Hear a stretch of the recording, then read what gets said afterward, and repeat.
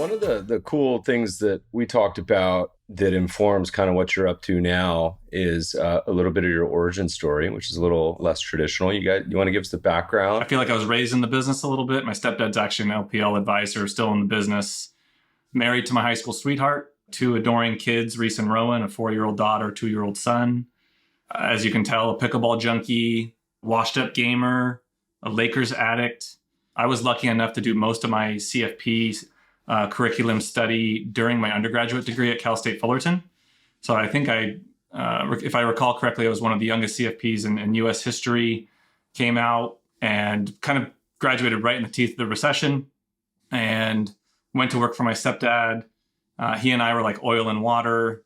So I struck off on my own around 2012, had no clients, nobody to talk to. Figured out pretty quickly that what I wanted to do on my own, which was basically white label portfolio construction and asset allocation for other independent advisors, wasn't going to work. It was kind of a crowded playing field with other TAMPs and third-party money managers. So one of the advisors that had hired me to do his white label work, we just decided, hey, we don't need an independent broker-dealer. We don't need Series 7s. Let's just launch an RIA. It's about 7+ years ago now. And I mean, it feels like the Spider-Man meme. You know, when we first launched Warren Street as an RIA, it's like pointing at each other. You're an advisor. No, you're an advisor. What the hell are we doing here? Who's doing compliance? Who's raising assets? And about 2017, we implemented an operating system called EOS. Have you ever heard of EOS, man? So It stands for Entrepreneurial Operating System. I call it like the poor man's MBA. So it was the first time we ever thought about the business as a business.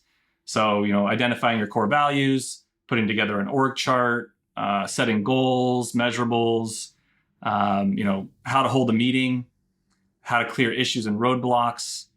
And basically since that time, I'd say the traction in the business for us has only compounded. So fast forward to today, same playing field. Warren Street's an independent RIA. We manage probably just shy of $320 million in assets, about 375 clients. Client base is relatively bifurcated, traditional baby boomers and business owners.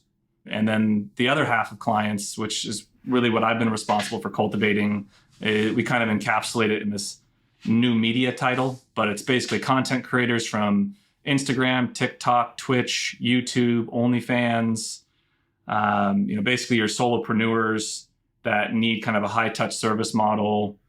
And then some offshoots from that ecosystem is, we work with recruiting companies, big tech employees and executives, any of the supporting infrastructure for those different businesses, because there's a lot of needs out there. So